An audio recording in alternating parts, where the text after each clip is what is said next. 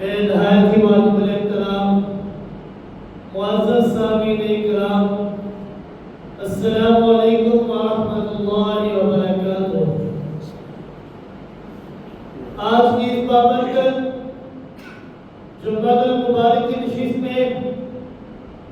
مجھے آپ حضرات کے سامنے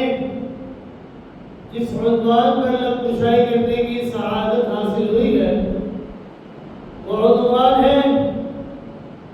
والدین کی اطاعت، والدین کے حقوق کا خیال رکھنا یہ ہر انسان کے اوپر لازم ہے۔ میں دعا کو ہوں اللہ رب العزت کی بارگاہ سے کہ رب کائنات مجھے کلمہ حق بیان کرنے کی توفیق عطا فرمائے اور بعد میں ہم سب کو اس پر صحیح معنوں میں عمل کرنے کی بھی توفیق عطا فرمائے۔ معزز سامعین اکرام، آپ حضرات اس بات سے بخوبی واقف ہیں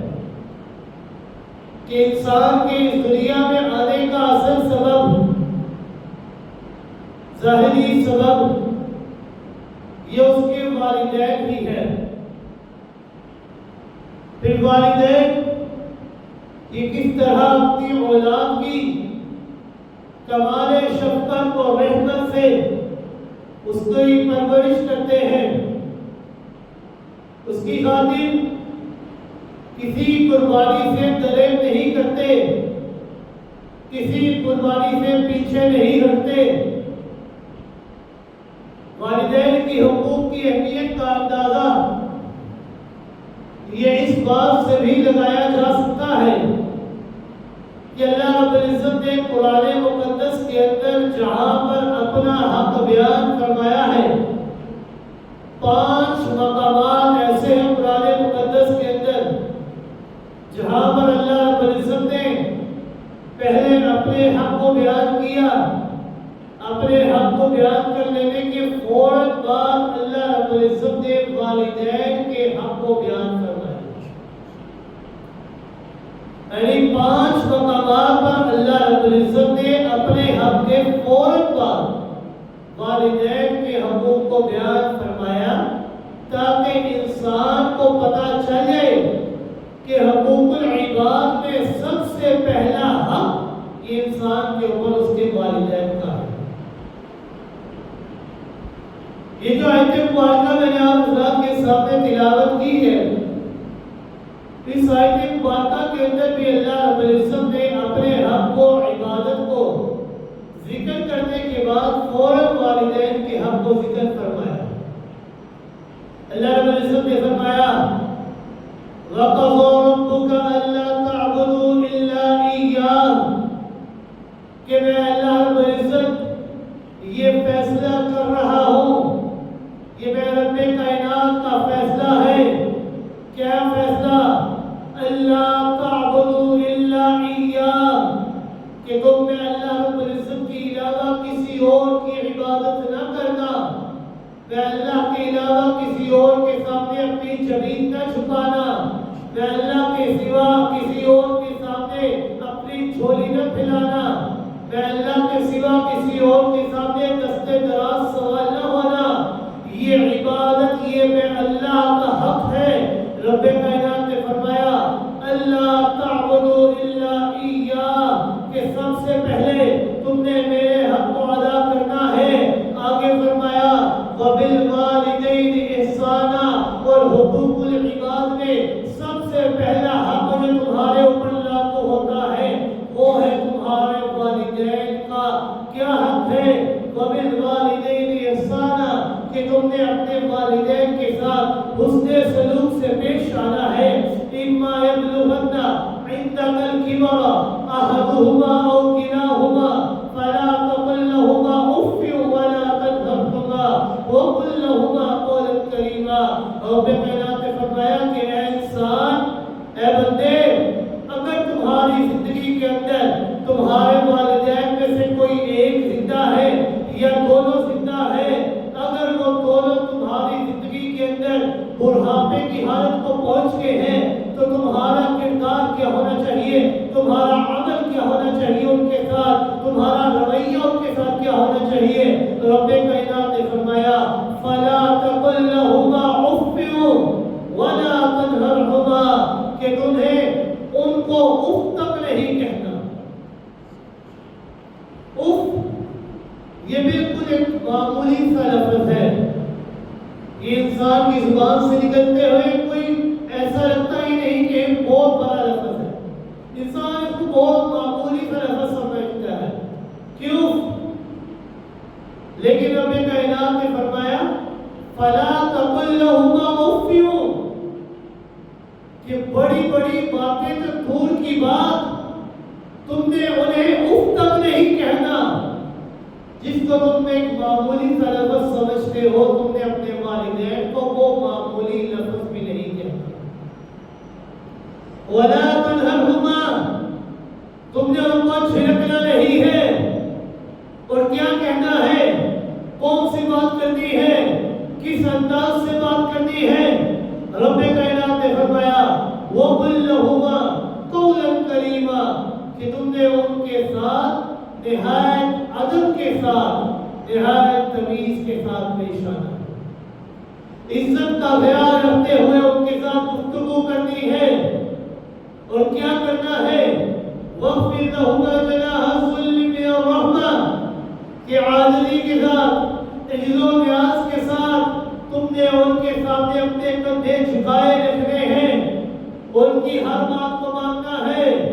ان کے سامنے اپنے کندھے جھکائے رکھنے ہیں، اور ہما کو اپنے رب کے سامنے ان کے لیے دعا کو رہنا ہے۔ کیا دعا کرنی ہے؟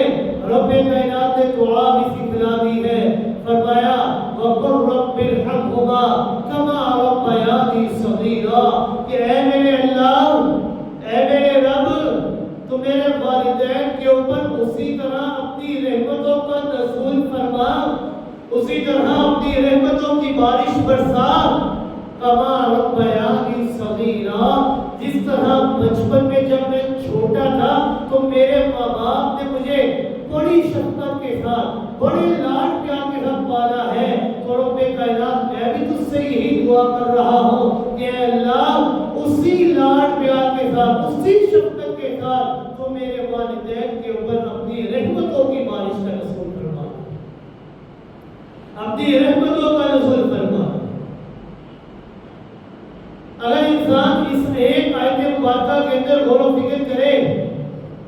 تو رب کائنات نے انسان کو والدین کے حق میں 6 باتیں بتائی ہیں کہ یہ 6 چیزیں تم نے ان کے ساتھ کرنی ہیں۔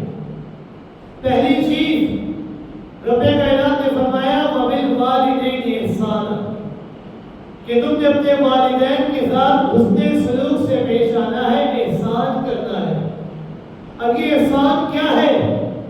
احسان ہے کہ تم نے ان کے ساتھ اعلیٰ درجے کا حسن سلوک کیا جائے، ان کے کھانے پینے کا خیال رکھا جائے، ان کے علاج معالجے کا خیال رکھا جائے، ان کے رہن و سہن میں جو چیزیں انسان اپنی بیوی کے لیے، اپنے بچوں کے لیے پسند کرتا ہے، وہی چیزیں بلکہ اس سے بہتر چیزیں انسان اپنے والدین کے لیے پسند کرے۔ یہ ہے احسان، کہ جو چیز اپنے لیے بھی پسند کی ہے انسان اس سے بہتر چیز اپنے والدین کے لیے پسند کرے۔ دوسری چیز رب کائنات نے فرمایا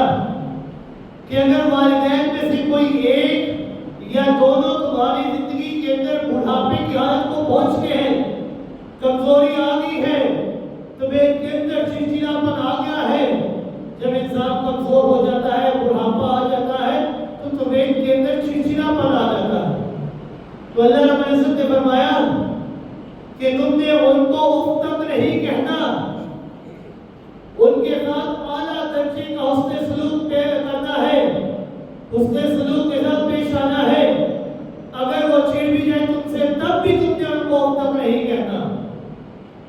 تیسری چیز جو اس آیت مبارکہ کے اندر رب کائنات نے فرمائی کہ اگر ان کے مزاج اور بیماری اور رویے سے اگر تم تنگ آ جاؤ،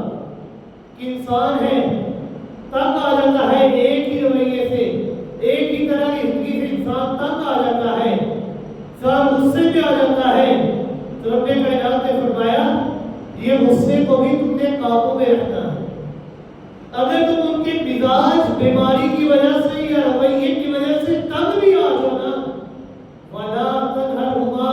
تب بھی میں اللہ تمہیں اجازت نہیں دیتا کہ تم نے ان کو چھڑکنا ہے، ان کے ساتھ برا برتاؤ کرنا ہے، نہیں، تمہیں اجازت نہیں ہے۔ چوتھی چیز رب کائنات نے فرمایا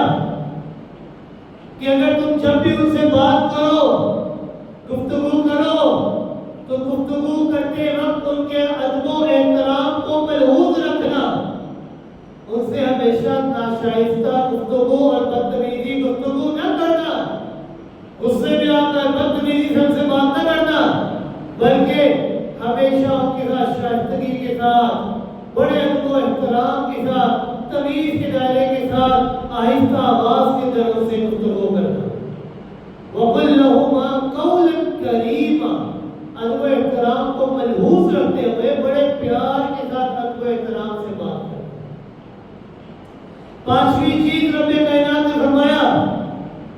وَاخْفِضْ لَهُمَا جَنَاحَ الذُّلِّ مِنَ الرَّحْمَةِ، کہ رحمت اور رحمت اور عجز و نیاز کے ساتھ ان کے سامنے اپنے کندھوں کو جھکائے رکھنا،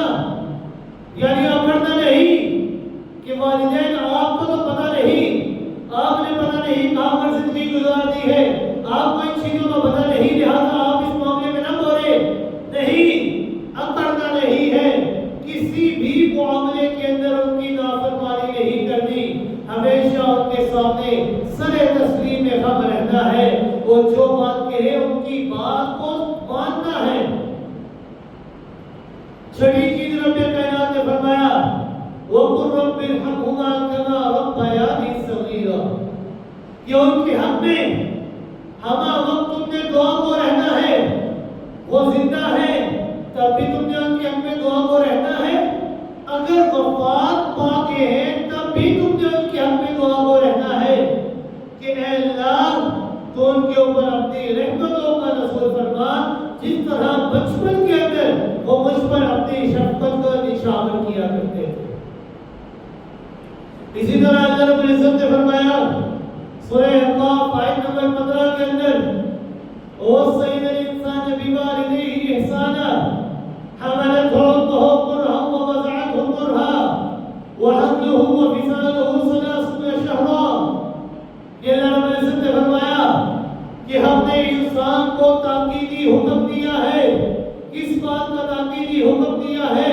حَمَلَتْهُ أُمُّهُ كُرْهًا وَوَضَعَتْهُ كُرْهًا، کہ تم نے اپنے ماں باپ کے ساتھ ہمیشہ حسن سلوک سے پیش آنا ہے، ان کے ساتھ احسان والے معاملات کرنے ہیں۔ حَمَلَتْهُ أُمُّهُ كُرْهًا وَوَضَعَتْهُ كُرْهًا، کہ کیوں؟ کیونکہ اس کی ماں نے اس کو پیدا کرنے کے لیے تکلیف برداشت کی ہے،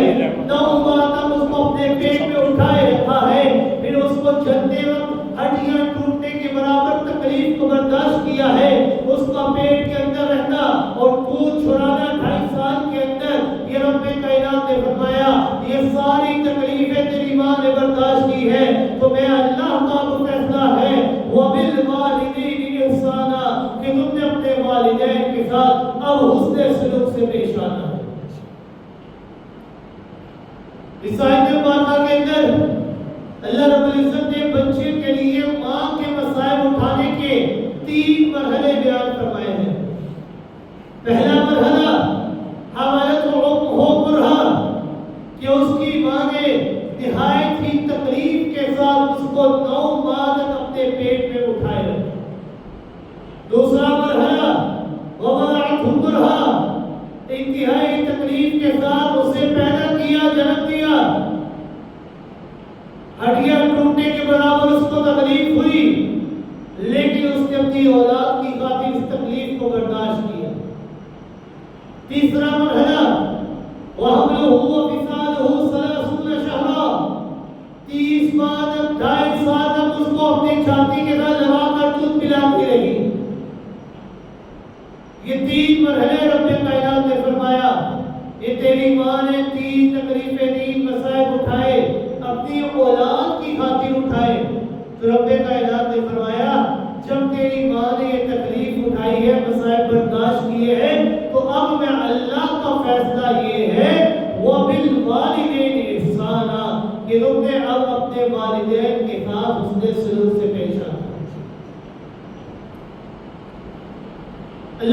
العزت نے سورہ لقمان آیت نمبر 14 کے اندر بھی اسی چیز کا تذکرہ کیا اور فرمایا وَوَصَّيْنَا الْإِنسَانَ بِوَالِدَيْهِ حَمَلَتْهُ أُمُّهُ وَهْنًا عَلَى وَهْنٍ وَفِصَالُهُ فِي عَامَيْنِ أَنِ اشْكُرْ لِي وَلِوَالِدَيْكَ کہ ہم نے انسان کو والدین کے ساتھ حسن سلوک سے پیش آنے کا حکم دیا ہے کہ اس کی ماں نے تکلیف سہ کر اسے پیٹ میں اٹھایا اور پھر 2 سال تک 2.5 سال تک اس کو دودھ پلاتی رہی. یہ میں اللہ رب العزت انسان کو تاکیدی حکم دے رہا ہوں. میں اللہ رب العزت نے انسان کو تاکید کر دی ہے. یہ ساری چیزیں رب کائنات نے کیوں انسان کو بتلائی ہے, کیوں انسان کو سکھلائی ہے, کیوں اس نے سلوک سے پیش آنے کا حکم دیا ہے. رب کائنات نے اب وضاحت کرتے ہوئے فرمایا اشکر لی وَلِوَالِدَيْكَ تاکہ انسان یہ میں اللہ کا شکر گزار بندہ بن جائے اور انسان اپنے والدین کا بھی شکر گزار بندہ بن جائے. یہ ساری چیزوں کو بیان کرنے کا مقصد یہ ہے کہ انسان جس طرح اپنے رب کا شکر ادا کرتا ہے اسی طرح اپنے والدین کا بھی شکر ادا کرتا ہے. کس طرح اللہ رب العزت نے بار بار ماں باپ کے ساتھ حسن سلوک کا حکم دے رہے ہیں. ذرا غور فرمائیے حضرت لقمان علیہ السلام نے جب اپنے بیٹے کو اللہ تعالیٰ کے حقوق سے آگاہ فرمایا, سورہ لقمان ہے آیت نمبر 14 ہے جہاں پر حضرت لقمان علیہ السلام اللہ کے حقوق کے بارے میں اپنے بیٹے کو نصیحت فرما رہے تھے. یا بنی لا تشرک باللہ ان الشرک لظلم عظیم کہ اے میرے بیٹے تو رب کے ساتھ کسی کو شریک نہ ٹھہرانا. کیوں؟ کیونکہ شرک یہ ظلم عظیم ہے. اس سے بڑا گناہ کوئی نہیں. جب انسان شرک کرتا ہے اس کے بعد چاہے جتنے مرضی نیک اعمال کر لے کوئی نیک عمل بھی اس کی بخشش کا ذریعہ نہیں بن سکتا. اللہ حضرت لقمان علیہ السلام اللہ کے حقوق کے متعلق اپنے بیٹے کو نصیحت فرما رہے تھے. یا بنی لا تشرک باللہ ان الشرک لظلم عظیم. جب اللہ رب العزت کے حقوق کے متعلق حضرت لقمان علیہ السلام نے اپنے بیٹے کو نصیحت فرمائی تو رب کائنات کو ان کی یہ نصیحت اس قدر پسند آئی کہ رب کائنات نے ان کی نصیحت کو قرآن مقدس کا حصہ تو بنایا, لیکن حصہ بنانے کے ساتھ ہی ساتھ رب کائنات نے اگلی آیت کے اندر حضرت لقمان کے بیٹے کو یہ نصیحت بھی فرما دی کہ اے لقمان کے بیٹے جس طرح سے لقمان میرے حقوق کے بارے میں تجھے آگاہ کر رہے ہیں اسی طرح میں اللہ بھی تجھے والدین کے حقوق کے بارے میں بھی آگاہ کر رہا ہوں. جس طرح میرے حقوق کی خلاف ورزی قابل برداشت نہیں ہے اسی طرح والدین کے حقوق کی خلاف ورزی یہ بھی قابل برداشت نہیں ہے. اب میں اللہ کا فیصلہ ہے وَوَصَّيْنَا الْإِنسَانَ بِوَالِدَيْهِ کہ میں اللہ انسان کو تجھے وصیت کر رہا ہوں, تجھے حکم دے رہا ہوں. میں اللہ کا فیصلہ یہ ہے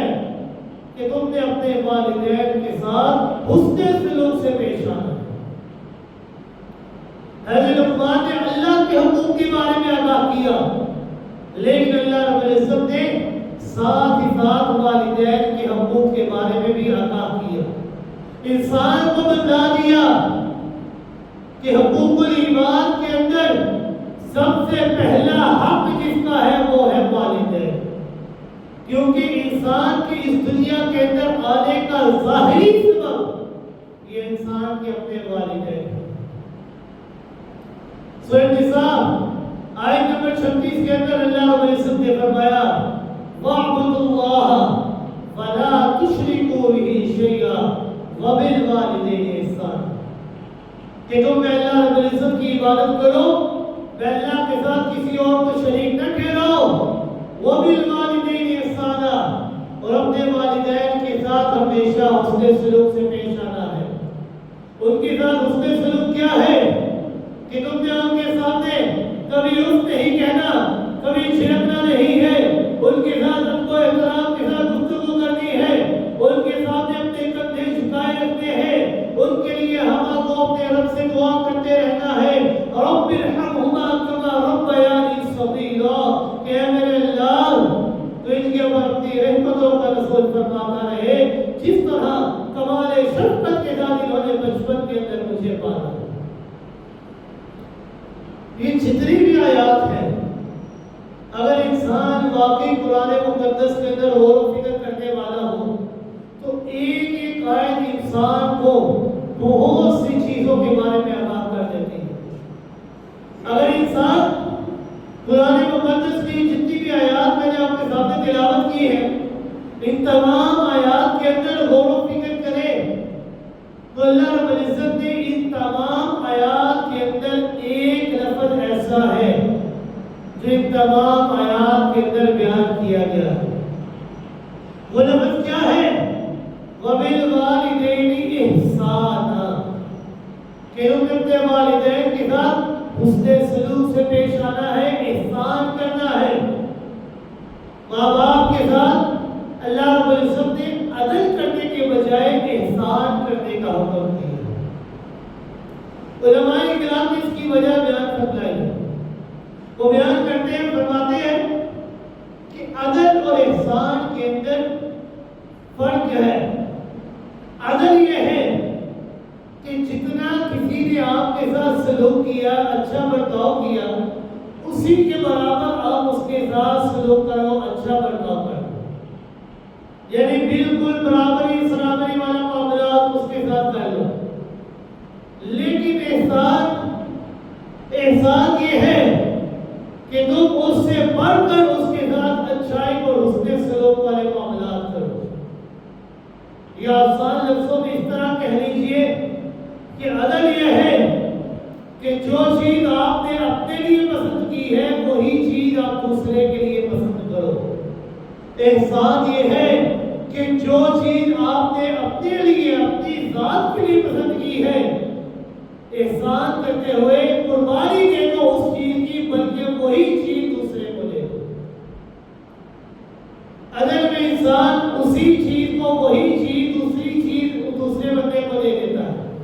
لیکن احسان میں انسان جو چیز اپنے لیے پسند کرتا ہے اسی کو قربانی دیتے ہوئے وہی چیز دوسرے کو دے دیتا ہے۔ اللہ تعالیٰ نے قرآن مقدس کی تمام آیات کے اندر والدین کے ساتھ عدل کرنے کے بجائے احسان کرنے کا حکم دیا ہے کہ جیسا سلوک انہوں نے تیرے ساتھ کیا ہے تم نے ان کے ساتھ ویسا برتاؤ نہیں بلکہ ان سے زیادہ بہتر سلوک ان کے ساتھ کرنا ہے، زیادہ اچھا برتاؤ ان کے ساتھ کرنا ہے۔ پیغمبر کائنات صلی اللہ علیہ وسلم کی خدمت کے اندر ایک دفعہ ایک شخص آیا، آ کر سوال کرنے لگا، یا رسول اللہ صلی اللہ علیہ وسلم من احق الناس بحسن صحابتی، کہ اللہ کے رسول صلی اللہ علیہ وسلم آپ مجھے بتائیے تمام لوگوں میں سب سے زیادہ میرے لیے کون اس لائق ہے کہ میں اس کے ساتھ بہترین سلوک کروں؟ کون زیادہ لائق ہے کہ میں اس کے ساتھ بہترین سلوک کروں؟ تو آپ صلی اللہ علیہ وسلم نے فرمایا امک کا، تیری ماں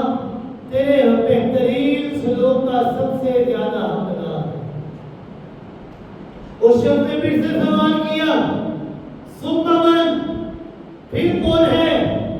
آپ صلی اللہ علیہ وسلم نے پھر فرمایا امک کا، تیری ماں تیرے حسن سلوک کی سب سے زیادہ حقدار ہے۔ اس شخص نے پھر سے تیسری مرتبہ سوال کیا ثم من، پھر کون؟ آپ صلی اللہ علیہ وسلم نے تیسری مرتبہ بھی یہی جواب دیا امک کا، تیری ماں تیرے حسن سلوک کی سب سے زیادہ حقدار ہے۔ اس شخص نے چوتھی مرتبہ سوال کیا ثم من، پھر کون میرے حسن سلوک کا سب سے زیادہ حقدار ہے؟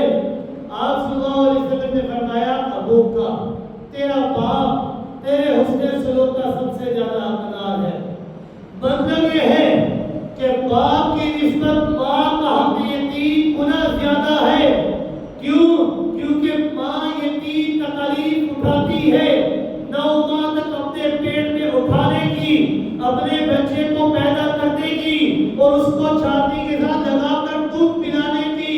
یہ 3 تکالیف ایسی ہے جو صرف ماں برداشت کرتی ہے۔ اس لیے آپ صلی اللہ علیہ وسلم نے 3 حق زیادہ ماں کے بیان فرمائے ہیں کہ تیری ماں تیرے حسن سلوک کی زیادہ حقدار ہے، دوسرے نمبر میں بھی تیری ماں زیادہ حقدار ہے، تیسرے نمبر میں بھی تیری ماں زیادہ حقدار ہے، اور پھر چوتھے نمبر میں تیرا باپ تیرے حسن سلوک کا زیادہ حقدار ہے۔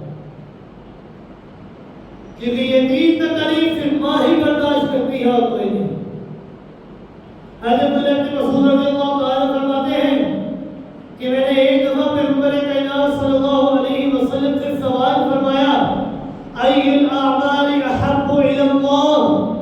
کہ میرے جتنے بھی اعمال میں کرتا ہوں، نماز پڑھتا ہوں، روزے رکھتا ہوں، زکوٰۃ ادا کرتا ہوں، حج رکھتا ہوں، ادا کرتا ہوں، عمرہ ادا کرتا ہوں، صدقہ و خیرات کرتا ہوں،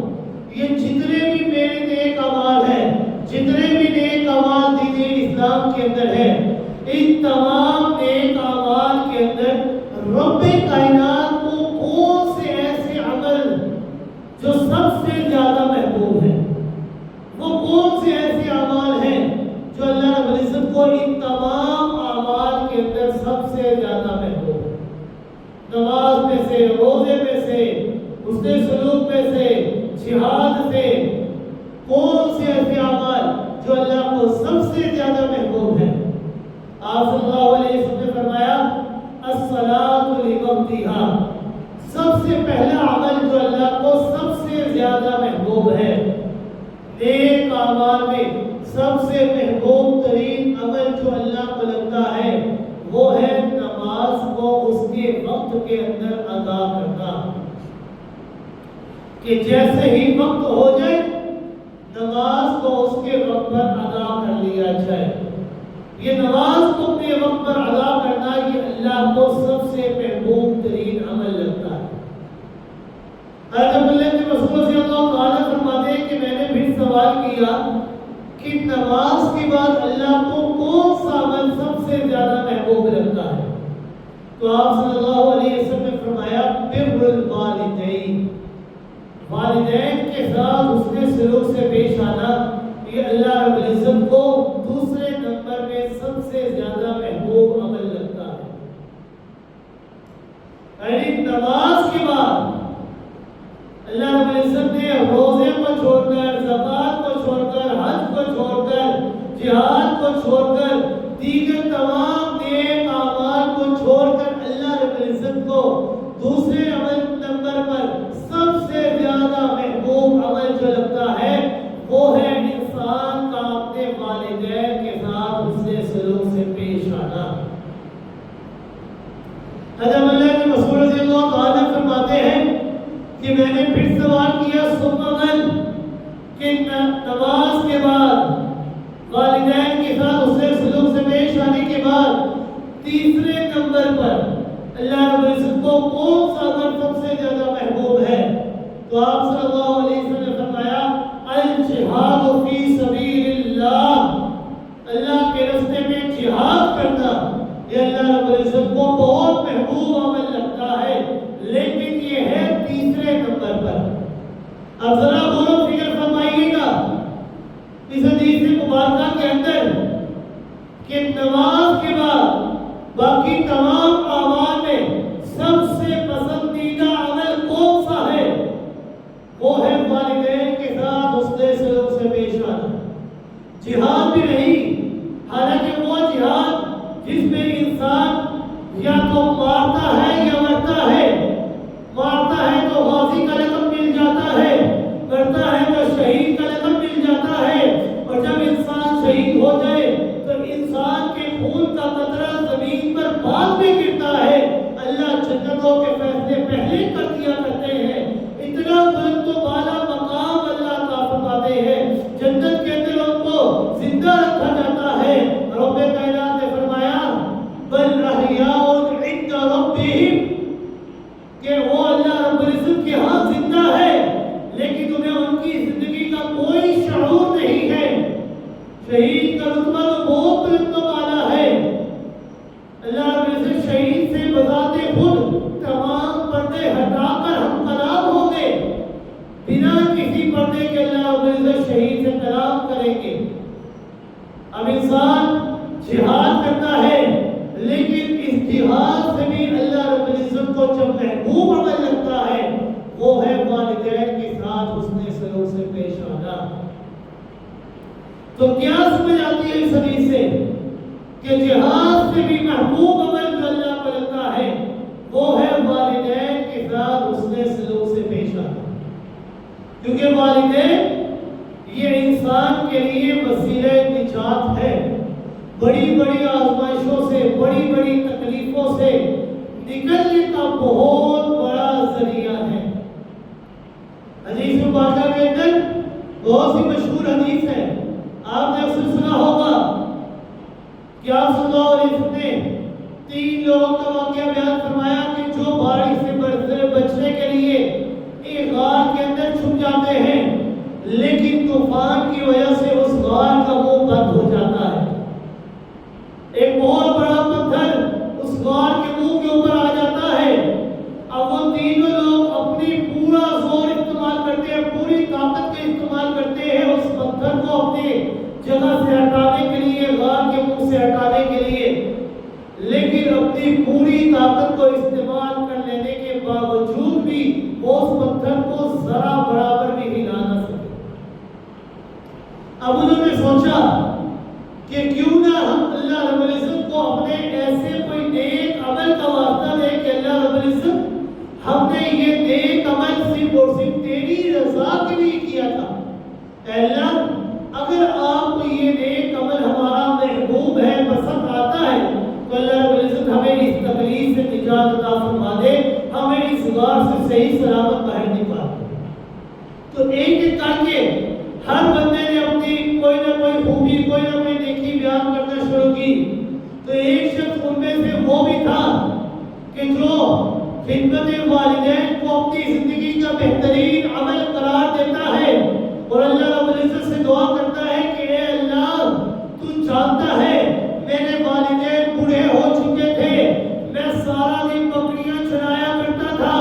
جب بھی میں اپنے گھر واپس لوٹتا تو سب سے پہلے میں اپنے والدین کی خدمت میں لگ جاتا, بکریوں کا دودھ دھو کر میں سب سے پہلے اس دودھ کو اپنے والدین کے سامنے پیش کیا کرتا تھا, بعد میں اپنی بیوی اور اپنے بچوں کو دیا کرتا تھا. لیکن ایک دن ایسا کرنا ہوا کہ مجھے کچھ دیر ہو گئی, جب میں گھر پہنچا تو میرے والدین سو چکے تھے, میں دودھ کا پیالہ لے کر ان کے سرہانے کھڑا رہا, ساری رات ان کے سرہانے کھڑا رہا, جو بھی ان کی آنکھ کھلے گی تو میں یہ دودھ کا پیالہ سب سے پہلے ان کو پیش کروں گا. میں نے ادب و احترام کو ملحوظ رکھتے ہوئے میں نے اپنے والدین کو جگانا مناسب نہ سمجھا کہ میرے والدین کی نیند خراب ہوگی, میں نے ان کو جگانا مناسب نہ سمجھا. حالانکہ میرے بچے یہ میرے پاؤں کے ساتھ جڑے ہوئے تھے, میرے پاؤں کو پکڑے ہوئے تھے, بلک رہے تھے, بھوک کی وجہ سے رو رو کر بلک رہے تھے. میری بیوی نے بھی کہا کہ اے میرے خاوند ان بچوں کو دودھ پلا دے, جب والدین اٹھیں گے تو آپ ان کو پلا دیجیے گا. لیکن میں نے اپنی بیوی کی نہیں سنی, میں نے اپنے بچوں کو دودھ نہیں پلایا, حتیٰ کہ جب صبح ہوئی میرے والدین بیدار ہوئے تو میں نے سب سے پہلے اب اس دودھ کے پیالے کو اپنے والدین کے سامنے پیش کیا. جب والدین نے دودھ پی لیا تو بعد میں نے اپنے بچوں کو دودھ پلایا اور اپنی بیوی کو دودھ کا پیالہ دیا. اے اللہ یہ والدین کی خدمت, یہ جو خدمت میں نے کی ہے یہ صرف اور صرف تیری رضا کے لیے کی ہے. اے اللہ اگر اس نیکی کو تو میرے حق میں پسند فرماتا ہے تو اللہ رب العزت اس غار سے ہمیں صحیح سلامت باہر نکال دے. وہ شخص اللہ سے دعا کرتا ہے کہ اللہ اپنے والدین کی خدمت کو میں اپنے لیے بہت بڑی نجات کا ذریعہ سمجھتا ہوں. تو رب کائنات نے اس کی دعا کو قبول فرمایا اور پتھر کو غار کے منہ سے ہلا دیا. اللہ تعالیٰ نے اس کی دعا کو قبول کرتے ہوئے نجات کی صورت پیدا فرما دی اور غار کا منہ کھل گیا اور تینوں کے تینوں صحیح سلامت غار سے باہر نکل آئے. تو یہ والدین کی خدمت یہ انسان کے لیے وسیلہ نجات ہے. انسان اپنے والدین کی خدمت کر کے اپنے آپ کو بہت بڑی بڑی آزمائشوں سے بچا سکتا ہے۔ یہ تو دنیاوی مثال میں نے آپ کے سامنے پیش کی تھی کہ جو آپ صلی اللہ علیہ وسلم فرمایا کہ والدین کی خدمت کر لینے کی وجہ سے اللہ رب العزت نے ان کو غار کے منہ سے صحیح سلامت باہر نکال دیا۔ لیکن والدین کی خدمت یا غار سے نکلنا یہ تو بڑی معمولی سی بات ہے۔ والدین کی خدمت سے تو اللہ رب العزت انسان کو دنیا کی آزمائشوں سے تو کیا کل قیامت کے دن جہنم سے بھی نجات عطا فرما دیتے ہیں۔ یہ دنیا کی کوئی بھی آزمائش ہو،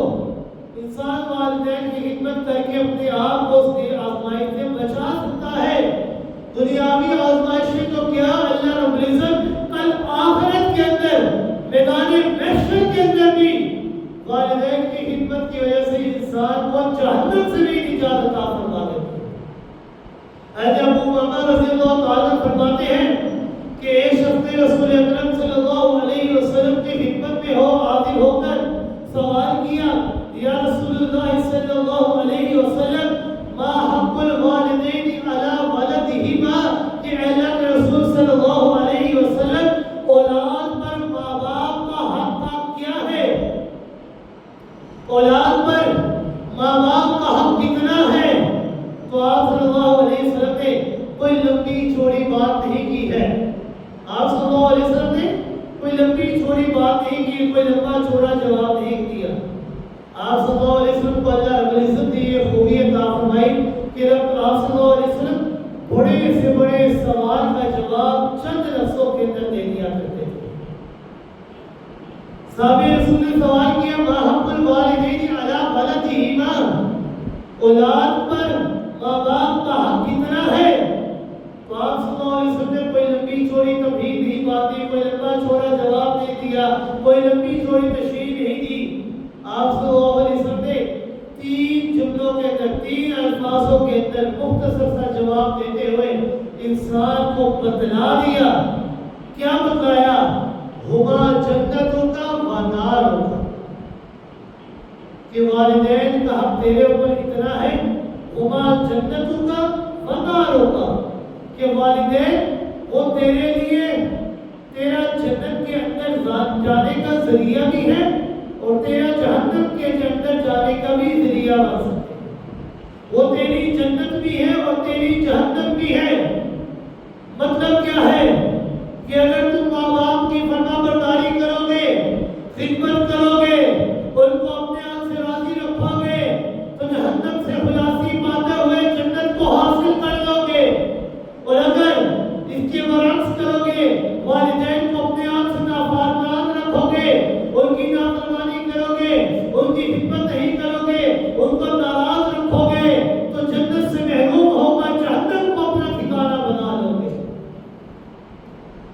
تو ماں باپ کا حق تمہارے اوپر اتنا ہے کہ وہ تیری جنت بھی ہے اور تیری جہنم بھی ہے۔ ان کی خدمت کر کے تو جنت بھی حاصل کر سکتا ہے اور ان کو ناراض کر کے تو جہنم بھی حاصل کر سکتا ہے۔ اب تیرے اوپر ہے کہ جو اپنے ماں باپ کا حق کتنا ادا کرتا ہے، کہ وہ تیری جنت بھی ہے اور تیری جہنم بھی ہے۔ خدمت والدین سے اللہ رب العزت محض انسان کو جنت ہی نہیں عطا کرتے، بلکہ اللہ تعالیٰ دنیا میں بھی اس کے ثمرات اور فوائد سے بہرہ مند فرماتے ہیں۔ بہت سی نعمتوں سے اللہ رب العزت انسان کو مالا مال فرماتے ہیں، یہ والدین کی خدمت کی وجہ سے۔ پیغمبر کائنات صلی اللہ علیہ وسلم نے فرمایا، ان اللہ یزید فی عمر الرجل ببرہ والدیہ، یہ اللہ تعالیٰ ماں باپ کی فرما برداری کی وجہ سے انسان کے زندگی کے اندر، انسان کی عمر کے اندر زیادتی فرما دیا کرتے ہیں۔ انسان اپنے والدین کے ساتھ حسن سلوک سے پیش آتا ہے تو اللہ رب العزت اس حسن سلوک کی وجہ سے انسان کی عمر کے اندر اضافہ فرما دیا کرتے ہیں۔ ان کا یہ مطلب نہیں کہ تقدیر بدل جاتی ہے کہ انسان نے کل مرنا تھا لیکن والدین کی خدمت کی وجہ سے اللہ رب العزت اب اس کی زندگی کے اندر اضافہ فرما دیں گے۔ تقدیر نہیں تبدیل ہوتی، بلکہ اس حدیث مبارکہ کا مطلب یہ ہے کہ اللہ رب العزت کو ازل سے ہی معلوم ہے کہ فلاں بندہ یہ ماں باپ کی خدمت کرے گا، اسی لحاظ سے اللہ رب العزت پہلے سے ہی اس کی عمر کے اندر زیادتی فرما دیا کرتے ہیں۔ تقدیر تبدیل نہیں ہوتی، کیونکہ اللہ کو ازل سے معلوم ہے کہ فلاں بندے نے کیا کرنا ہے،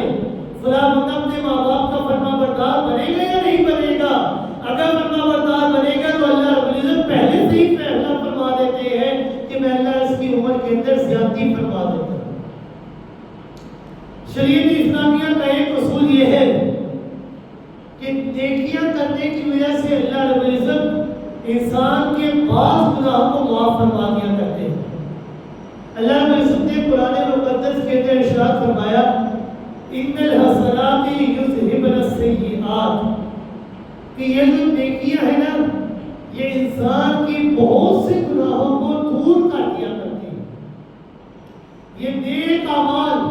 یہ انسان کے بہت سے گناہ ایسے ہیں کہ نیک اعمال اس کے گناہوں کو دور کر دیا کرتے ہیں، گناہ معاف ہو جاتے ہیں۔ چنانچہ پیغمبر کائنات صلی اللہ علیہ وسلم کی خدمت میں ایک شخص حاضر ہوا، عرض کرنے لگا یا رسول اللہ صلی اللہ علیہ وسلم انی اصبت ذنبا عظیما فهل لی من توبہ، یہ اللہ کے رسول صلی اللہ علیہ وسلم مجھ سے ایک بہت بڑا گناہ ہو گیا ہے، کیا میری توبہ قبول ہو سکتی ہے؟ میں نے بہت بڑا گناہ کیا ہے، کیا میری توبہ قبول ہو سکتی ہے؟ مجھے معافی مل سکتی ہے؟ آپ صلی اللہ علیہ وسلم نے فرمایا هل لک من ام، کیا تیری ماں زندہ ہے؟ تو اس شخص نے کہا نہیں، میری ماں زندہ تو نہیں ہے، وہ وفات پا چکی ہے۔ آپ صلی اللہ علیہ وسلم نے فرمایا هل لک من خالہ، کیا تیری کوئی خالہ زندہ ہے؟ اس نے کہا جی ہاں میری خالہ زندہ ہے، خالہ تو زندہ ہے۔ تو آپ صلی اللہ علیہ وسلم نے ارشاد فرمایا فبرھا، کہ تو اپنی خالہ کی خدمت کر، اس کے ساتھ اچھا سلوک کر، اس سے سلوک سے پیش آ۔ یعنی اللہ رب العزت انسان کو یہ بتا رہے ہیں کہ اللہ رب العزت خالہ کی خدمت کی وجہ سے، اس کی ایک ایک اعمال کی وجہ سے تیری توبہ قبول فرما لیں گے اور تیرے گناہوں کو معاف فرما دیں گے۔ کیوں؟ کیونکہ خالہ یہ بھی معصومان ہوتی ہے، جب انسان اپنی خالہ کی خدمت نہیں کرتا ہے تو اللہ رب العزت اس کے بہت سے گناہوں کو معاف فرما دیا کرتے ہیں، کیونکہ اللہ رب العزت کا یہ فیصلہ 1400 سال پہلے ہی آ چکا ہے ان الحسنات یذہبن السیئات، کہ نیکیاں یہ انسان کے گناہوں کو مٹا دیا کرتی ہے۔ کیونکہ انسان یہ خطاؤں کا پتلا ہے، انسان سے خطائیں ہو جاتی ہے، گناہ ہو جاتی ہے، لیکن انسان کو چاہیے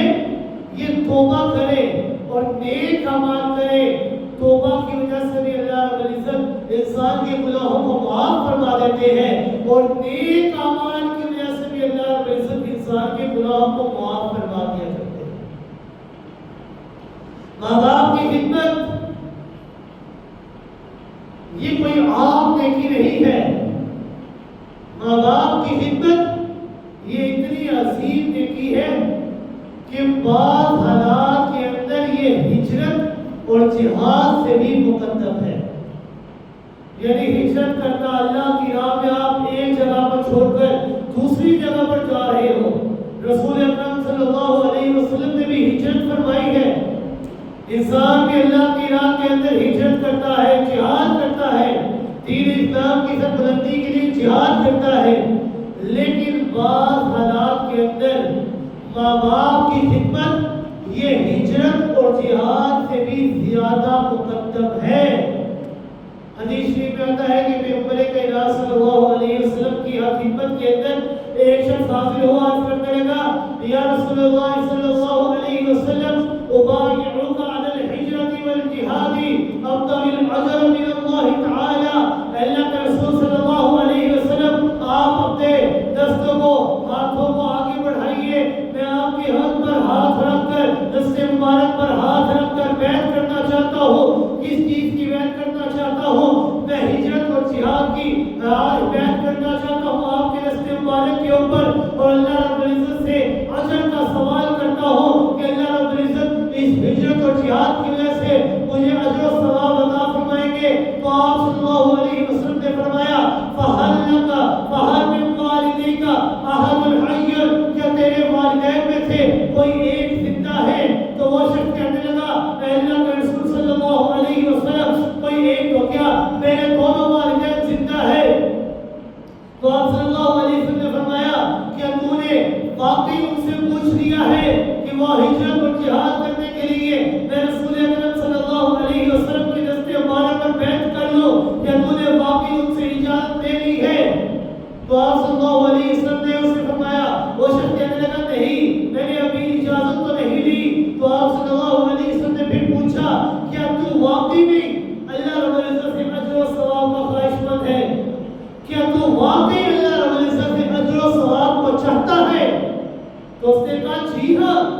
کوئی کون ایسا بدبخت انسان ہوگا جو اللہ رب العزت سے اجر و ثواب کو نہ چاہے؟ میں اللہ رب العزت سے اجر و ثواب کو چاہتا ہوں۔ تو آپ صلی اللہ علیہ وسلم نے فرمایا فرجع الی والدیک فاحسن صحبتہما، کہ انسان تو واپس لوٹ کے اپنے گھر کی طرف اور اپنے والدین کی خدمت کر، ان کے ساتھ حسن سلوک سے پیش آ۔ کیوں؟ کیونکہ والدین کے ساتھ حسن سلوک سے پیش آنا یہ ہجرت اور جہاد سے بھی زیادہ مقدم ہے۔ یہ ہجرت اور جہاد کی وجہ سے جتنا اجر و ثواب اللہ رب العزت تجھے عطا فرمائیں گے، ان سے زیادہ اجر و ثواب تجھے گھر بیٹھے اپنے والدین کی خدمت کرتے ہوئے اللہ رب العزت عطا فرما دیں گے۔ یعنی بعض ایسے حالات ہیں جہاں پر خدمت والدین یہ ہجرت اور جہاد جیسے عظیم اعمال سے بھی مقدم ہے کہ انسان اپنے والدین کی خدمت کر کے اللہ رب العزت سے کتنا اجر و ثواب حاصل کر سکتا ہے، اس سے کئی گنا زیادہ اجر و ثواب انسان کو ملتا ہے جتنا انسان کو ہجرت اور جہاد سے ملتا ہے۔ بیان کیا جاتا ہے کہ ایک شخص نے اپنی بوڑھی اور معصوم ماں کو اپنے کندھے پر اٹھا کر 7 حج کروائے، 1 نہیں، 2 نہیں، 3 نہیں، 7 حج کروائے ہیں۔ 1 سال حج کروایا، اگلے سال جب وہ دوبارہ حج کے لیے جانے لگا تو اس کی ماں نے پھر سے ساتھ جانے کی خواہش کا اظہار کیا کہ مجھے بھی ساتھ لے جاؤ۔ اس نے اسی طرح دوبارہ اس کو حج کروایا، اپنے کندھے پر اٹھا کر۔ اس کی ماں اس حد تک معذور تھی کہ اس نے تمام مناسک حج اپنے کندھوں پر اٹھا کر اپنی ماں کو ادا کروائے۔ تیسرے سال وہ پھر حج کے لیے جانے لگا تو پھر اس کی ماں نے خواہش کا اظہار کیا، پھر سے وہ اس کو اپنے ساتھ لے گیا۔ لیکن 7ویں حج کی ادائیگی کے بعد جب وہ بیت اللہ شریف کے سامنے بیٹھے بیٹھے اس کے ساتھ اسے خیال آیا کہ میں نے شاید اپنی ماں کی خدمت کا حق ادا کر دیا ہے۔ 7 حج کیے، 7ویں حج کے بعد دوران وہ بیت اللہ شریف کے سامنے بیٹھے ہوئے اس کی ذہن میں یہ خیال آیا، گمان آیا کہ ہو سکتا ہے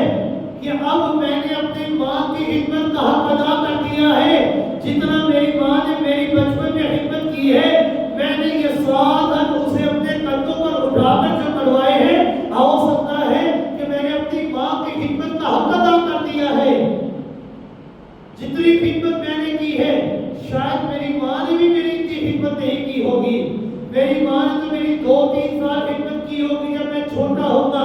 میں تو سال ہر سال اپنی ماں کی خدمت کر رہا ہوں۔ ابھی اس کی ذہن میں یہ خیال آیا ہوا تھا، سوچ ہی رہا تھا، گمان آ رہا تھا، انہی خیالات کے اندر گم تھا کہ بیت اللہ شریف کے سامنے بیٹھے بیٹھے اسے اچانک نیند آ گئی۔ اب وہ سو گیا، خواب میں اللہ رب العزت نے ایک فرشتے کے ذریعے اسے بتایا کہ میرے بچپن کے دور میں سردیوں کی ایک رات تھی کہ تو اپنی ماں کے پاس سویا ہوا تھا کہ تو نے پیشاب کر کے اپنے بستر کو خراب کر دیا، اپنے بستر کو آلودہ کر دیا۔ اب وہ شدید ٹھنڈ تھی، شدید سردی کی راتیں تھی، تیری ماں نے اٹھ کر بستر کو دھویا، اسے گیلا کیا، صاف کیا اور پھر گیلے بستر کے اوپر تجھے نہیں لٹایا بلکہ خود لیٹ گئی اور تجھے اس گیلے بستر پر لٹانے کے بجائے تجھے اپنے سینے پر لٹائے رکھا کہ کہیں اس گیلے بستر کی ٹھنڈ کی وجہ سے تجھے کہیں بخار نہ ہو جائے، تجھے کہیں تکلیف نہ اٹھانی پڑ جائے۔ اس ماں نے اس گیلے بستر کے اوپر خود لیٹ گئی، تجھے سوکھے کے اوپر لٹایا۔ اے انسان، آج یہ 7 حج ادا کر لینے کے بعد تو اس ایک رات کا بدلہ ابھی تک نہیں اتار سکا۔ اب ذرا سوچ، تیرے خیال کے مطابق تیری ماں نے جب تیری 2-3 سال خدمت کی ہوگی، اب اس ایک رات کا بدلہ بھی نہیں تو پورا کر سکا، تو 2-3 سال کی راتوں کا بدلہ تو کہاں سے ادا کر سکے گا؟ اس ایک رات کا بھی تو حق ادا نہیں کر سکا۔ تو تیرے خیال کے مطابق ہی صحیح کہ تیری ماں نے 2-3 سال تیری خدمت کی ہے،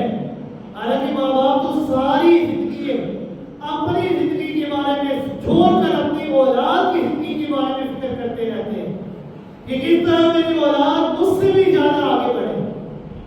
دنیا کے اندر کوئی ایسا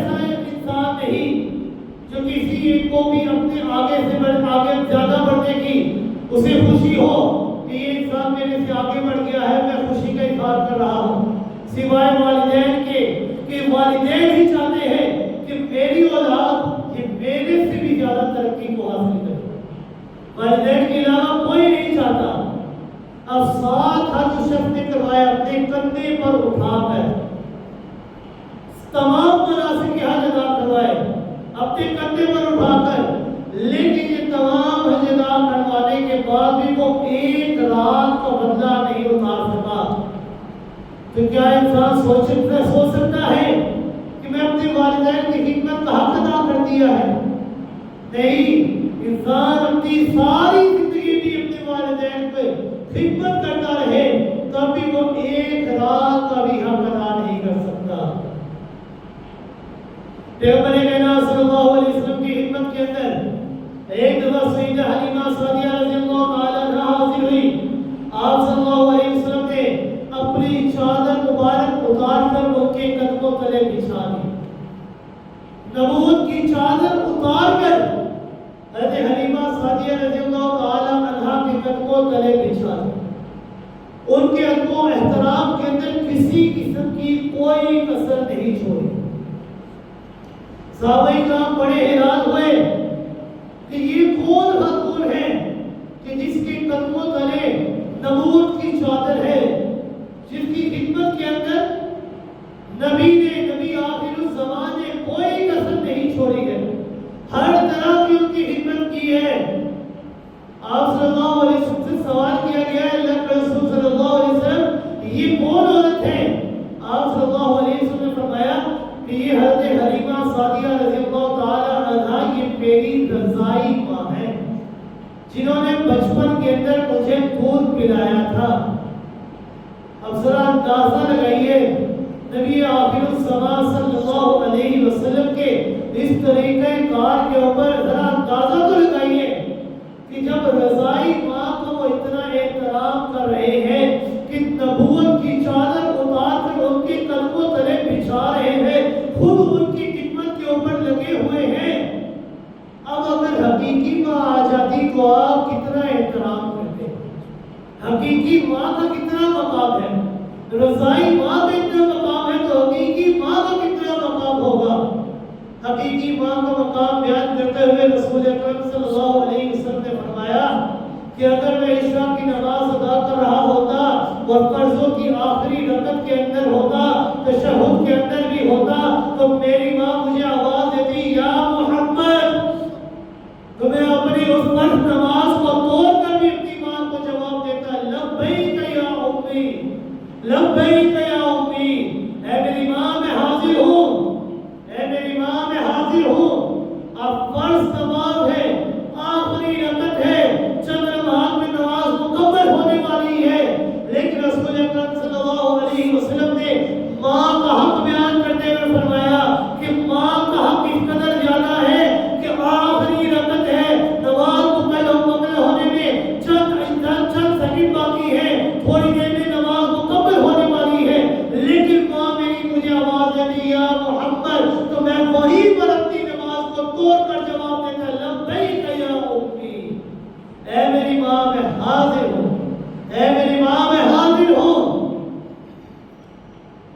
جس طرح ماں کی خدمت اور اطاعت یہ انسان کے لیے بے حد ضروری ہے، اسی طرح باپ کی اطاعت یہ بھی بے حد ضروری اور لازمی ہے۔ پیغمبر کائنات صلی اللہ علیہ وسلم نے ایک موقع پر ارشاد فرمایا رضا الرب فی رضا الوالد وسخط الرب فی سخط الوالد، کہ اللہ تعالیٰ کی رضامندی یہ والد کی رضامندی میں ہے، اور اللہ تعالیٰ کی ناراضگی یہ والد کی ناراضگی کے اندر ہے۔ مطلب یہ ہے کہ جو شخص اپنے خالق و مالک کو راضی رکھنا چاہتا ہے، اپنے آپ سے راضی کرانا چاہتا ہے، تو اسے چاہیے اپنے والد کو خوش رکھے، اس کی خدمت کرے، فرما بردار بن جائے، اور جو کوئی اپنے والد کو ناراض کرے گا تو وہ صرف والد کو ناراض نہیں کرے گا بلکہ اپنے رب کو بھی اپنے آپ سے ناراض کرے گا۔ حدیث شریف میں ایک عبرتناک واقعہ بیان کیا گیا ہے کہ ایک شخص نے پیغمبر کائنات صلی اللہ علیہ وسلم کی خدمت میں حاضر ہو کر اپنے باپ کی شکایت کی ہے۔ اب وہ شخص پیغمبر کائنات صلی اللہ علیہ وسلم کی خدمت میں حاضر ہوا، اپنے باپ کی شکایت کرنے لگا کہ اللہ کے رسول صلی اللہ علیہ وسلم کہ میرے باپ نے میرا مال لے لیا ہے۔ آپ صلی اللہ علیہ وسلم نے اس کے والد کو اپنے پاس بلایا۔ اس کے والد کی آمد سے قبل پہلے ہی جبریل امین تشریف لائے اور کہا اے اللہ کے رسول صلی اللہ علیہ وسلم آپ اس کے والد کے وہ کلمات ضرور پوچھنا جو ابھی اس نے اپنے دل میں کہے ہیں۔ جب پیغمبر کائنات صلی اللہ علیہ وسلم کی خدمت میں حاضر ہونے لگے تو والد نے چند کلمات اپنے رب کے سامنے روتے ہوئے پیش کیے تو حضرت جبریل امین نے فرمایا کہ اللہ کے رسول صلی اللہ علیہ وسلم بیٹے کا جواب بعد میں سن لیجئے گا، پہلے وہ کلمات سن لیجئے گا جو باپ نے اپنے رب کے سامنے پیش کیے ہیں۔ آپ صلی اللہ علیہ وسلم نے فرمایا کہ اے باپ پہلے وہ کلمات مجھے سنا جو تو نے رستے میں کہے ہیں، جو مجھے جبریل امین نے بتلائے ہیں۔ جب وہ والد آیا تو آپ صلی اللہ علیہ وسلم نے اس سے یہی سوال کیا کہ وہ کلمات کیا ہے جو تو نے اپنے دل میں کہے ہیں۔ اس شخص نے آپ صلی اللہ علیہ وسلم کو چند اشعار سنائے ہیں جن کا ترجمہ یہ تھا کہ میں بوڑھا ہو چکا ہوں، میں کمزور ہو چکا ہوں، میں لاغر ہو چکا ہوں، میں درخت کی شاخ کی طرح جھک چکا ہوں، میری کمر اب جھک چکی ہے،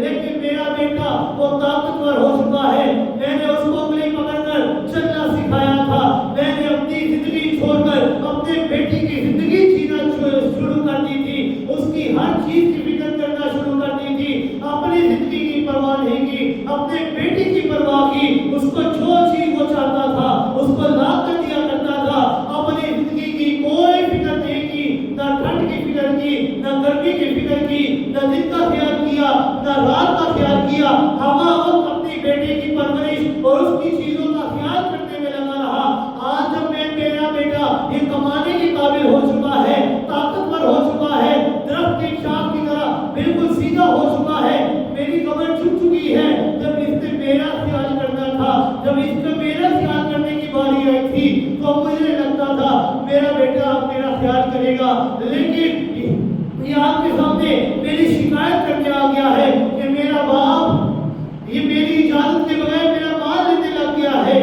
مجھے بڑا دکھ ہوا تھا، میں نے یہ کلمات اپنے رب کے سامنے پیش کیے ہیں۔ پیغمبر کائنات صلی اللہ علیہ وسلم نے جب اس کے یہ درد بھرے اشعار سنے، درد بھرے کلمات سنے تو پیغمبر کائنات صلی اللہ علیہ وسلم کی آنکھوں مبارکہ سے آنسو جاری ہونے لگے، حتیٰ کہ پیغمبر کائنات صلی اللہ علیہ وسلم نے فرمایا ما من حجر ولا قدر یسمع هذا الا ابقى، کہ انسان کا دور کی بات اگر آپ یہ کلمات کوئی پتھر بھی سن لیتا تو وہ پتھر بھی زیادہ قطار رونے لگ جاتا، کوئی پتھر یا پہاڑ بھی سن لیتا تو یہ کلمات سن کر یہ پتھر اور پہاڑ بھی رونے لگ جاتے۔ تو پیغمبر کائنات صلی اللہ علیہ وسلم نے اس کے بیٹے کے گریبان کو پکڑ کر دونوں ہاتھوں سے پکڑ کر اس کے گریبان کو پکڑ کر اس کو جھنجھوڑا اور فرمایا انت ومالک لیابیک، انت ومالک لیابیک، انت ومالک لیابیک۔ ایک مرتبہ نہیں فرمایا،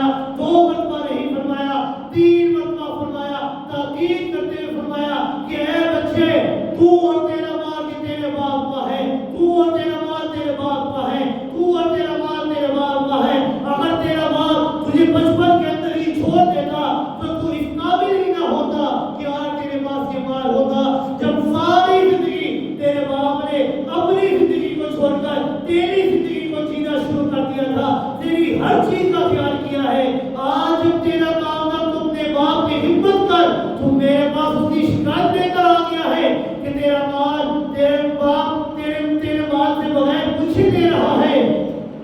تو آج بھی پیغمبر کائنات صلی اللہ علیہ وسلم کا اعلان یہ ہے انت ومالک لیابیک، کہ تو اور تیرا مال یہ دونوں تیرے باپ کا ہے، وہ جب چاہے جہاں چاہے خرچ کر سکتا ہے، اس کو اجازت کی ضرورت نہیں ہے۔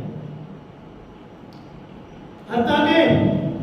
ایک موقع پر پیغمبر کائنات صلی اللہ علیہ وسلم نے فرمایا ثلاث دعوات مستجابات لا شک فیہن، کہ تین دعائیں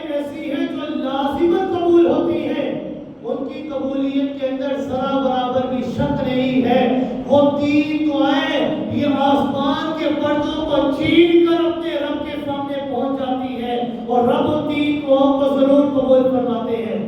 وہ 3 دعائیں کون سی ہیں؟ رب کائنات نے فرمایا دعوت الوالد، والد کی دعا اپنی اولاد کے حق میں، یہ ایسی دعا ہے جو آسمان کے پردوں کو چیر کر رب کے سامنے حاضر ہوتی ہے اور رب والد کی دعا اپنی اولاد کے حق میں ضرور قبول فرماتے ہیں۔ اور دوسری دعا ودعوت المسافر، کہ مسافر کی جو دعا ہے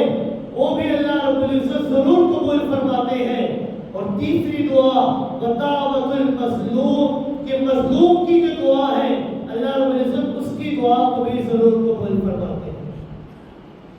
تو یہ والدین کی خدمت کرنا یہ انسان کے اوپر، اولاد کے اوپر بے حد ضروری ہے، کیونکہ والدین کی خدمت یہ انسان کے لیے جنت کے اندر جانے کا ذریعہ بھی ہے اور جہنم کے اندر جانے کا بھی ذریعہ ہے، کہ انسان اپنے والدین کی خدمت کر کے جنت کو بھی حاصل کر سکتا ہے اور جہنم کو بھی حاصل کر سکتا ہے۔ یہ والدین کی خدمت یہ انسان کے لیے بے حد ضروری ہے کہ ان کی زندگی کے اندر اپنے والدین کی جس قدر ہو سکے ان کی خدمت کرے، ان کو اف تک نہ کہے، ان کے سامنے ادب و احترام سے گفتگو کرے۔ ماں باپ کی زندگی میں ہی ان کی فرما برداری اور ان سے حسن سلوک کیا جا سکتا ہے، اور ان کی وفات کے بعد بھی یہ چیز کرنا یہ بالکل ناممکن نظر آتی ہے کہ انسان آیا ان کی وفات کے بعد کس طرح اپنے والدین کے ساتھ حسن سلوک کرے۔ ایک شخص آیا آ کر عرض کرنے لگا یا رسول اللہ صلی اللہ علیہ وسلم کہ میرے ماں باپ اس دنیا سے بردار ہو چکے ہیں، کیا میرے ماں باپ کا میں ان کے ساتھ مرنے کے بعد ہی ان کے ساتھ حسن سلوک کر سکتا ہوں؟ ان کے کچھ حق ہے جو میں نے ادا کرنے ہیں، کیا میں مرنے کے بعد ان کے حقوق کو ادا کر سکتا ہوں؟ تو آپ صلی اللہ علیہ وسلم نے فرمایا جی ہاں ممکن ہے کہ وہ ان کی مرنے کے بعد بھی تم ان کے ساتھ حسن سلوک کر سکتے ہو۔ صرف دنیا کے اندر رہتے ہوئے تم نے ان کے ساتھ حسن سلوک نہیں، بلکہ اس دنیا سے پردہ روح ہو جانے کے بعد بھی تم نے ان کے ساتھ حسن سلوک والے معاملات کرنے ہیں۔ آپ صلی اللہ علیہ وسلم نے فرمایا اس کی صورت یہ ہے کہ تم نے ہمہ وقت ان کے لیے خیر اور رحمت کی دعا کرتے رہنا ہے۔ ہمہ وقت ان کے لیے دعا کرو، 5 وقت کی نماز کرو، نماز ادا کرو۔ نماز کی تکبیر میں تم اپنے والدین کے لیے ضرور دعا کرتے ہو ربنا اغفر لی ولوالدی، اے میرے اللہ مجھے بھی معاف فرما دے اور میرے والدین کو بھی معاف فرما دے۔ ہمہ ان کے لیے دعا کرو رب ارحمہما کما ربیانی صغیرا، اے اللہ میرے ماں باپ کے اوپر اپنی رحمتوں کی بارشوں کا نزول فرما دے، جس طرح انہوں نے کمال شفقت کے ساتھ مجھے بچپن کے اندر پالا ہے، اے اللہ تو اب ان کے اوپر اپنی رحمتوں کا نزول فرما دے۔ پہلا طریقہ تم ان کے لیے ہمہ وقت خیر و رحمت کی دعائیں کیا کرو، ان کے واسطے اللہ رب العزت کے سامنے مغفرت کی دعائیں کیا کرو، مغفرت مانگتے رہو۔ اگر ان کا کوئی معاہدہ ہے، کوئی لین دین والا معاملہ ہے، تم اس معاہدے کو پورا کرو اور ان کے تعلق کی وجہ سے جو رشتے ہیں ان رشتوں کا لحاظ رکھو، ان کے حقوق کو ادا کرو، ان کے دوستوں کا ہر ممکن احترام کرو۔ یہ ساری چیزیں جب انسان ان کا خیال رکھے گا تو ماں باپ کی اس دنیا کے اندر جانے کے بعد بھی انسان اپنے والدین کے لیے ان کے ساتھ حسن سلوک کرے گا۔ صرف دنیا کے اندر رہتے ہوئے حسن سلوک کا حکم اللہ رب العزت نے نہیں دیا، بلکہ دنیا کے اندر جانے کے بعد بھی اللہ رب العزت انسان کو حکم دے رہے ہیں کہ تم نے اس دنیا سے جانے کے بعد بھی اپنے والدین کے لیے ہمیشہ حسن سلوک والے معاملات کرنے ہیں، ان کے لیے ہمیشہ دعا کو رہنا ہے، ہمیشہ ان کے لیے مغفرت کی دعائیں کرنی ہے، اور جو رشتے ان کی وجہ سے تمہارے تعلقات میں آئے ہیں ان کا لحاظ رکھنا ہے اور ہر ممکن ان کے ساتھ ادب و احترام سے پیش آنا ہے۔ تو اللہ رب العزت سے دعا ہے کہ اللہ